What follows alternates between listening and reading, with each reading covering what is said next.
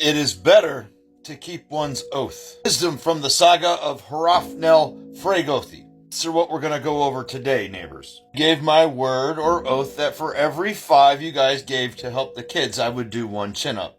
That is 250 chin-ups in 3 days. I initially planned 4. As I got towards the end of day 3, I started running out of gas. Instead of doing sets of 10, I decided I could finish my oath by doing sets of 5. I.e., I only had 20 left to go, and I couldn't do 10 at a time. So I made it 4 sets of 5. You've seen me do many challenges like this over the years. Little mini oaths. There's a type of power in it. The following day or 2, every ache and pain is like the curled up corners of a mouth of my Hamanya. And if you are unaware of what a Hamanya is, I highly encourage you to research the Norse concepts of spirit parts. It might learn you something more about your ancestral ties and your luck. I count myself very lucky. Every oath given, every day spent getting ready for these oaths or challenges with my blood, sweat, and yes, tears. Aches and pains too. And the tons of food that I eat, all small offerings to the goddess Var. Are you aware of who she is? Var is the goddess of oaths, agreements, and promises. She oversees all promises, contracts, but especially marriage vows. And according to the mythology, she oversees all promises and punishes those who do not keep them. In Old Norse, her name translates into beloved or pledge. You can find her referenced in the Poetic Edda, the Prose Edda, skaldic poetry, and even a runic inscription.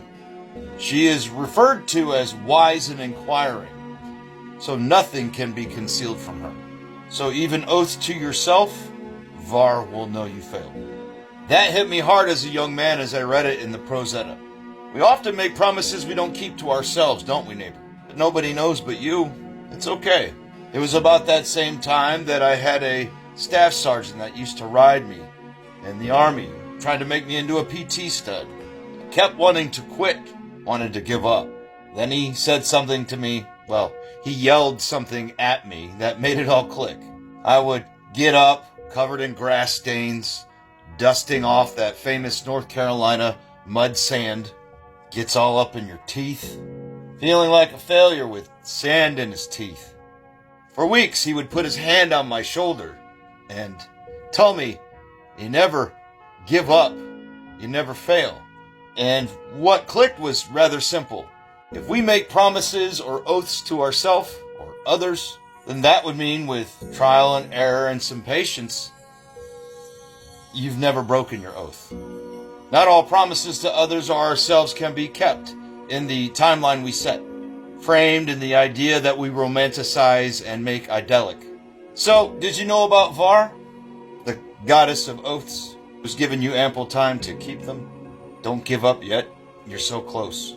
And I thought probably a lot of you were in that same scenario, where I was at when I didn't think I could do another 10. So there's still time to keep your oaths. Don't give up. I work with many gods. I know I don't talk about it often. Probably some you don't know about. So this here vidya is a little bit of a gift to her and you, and the Hamanya that's going to make me ache but smile, and what might just bring a little bit more balance or luck to your life. Whether it be physical, marital, contractual, business, personal, work on your oaths. There's no timeline on them. Well, unless you give up.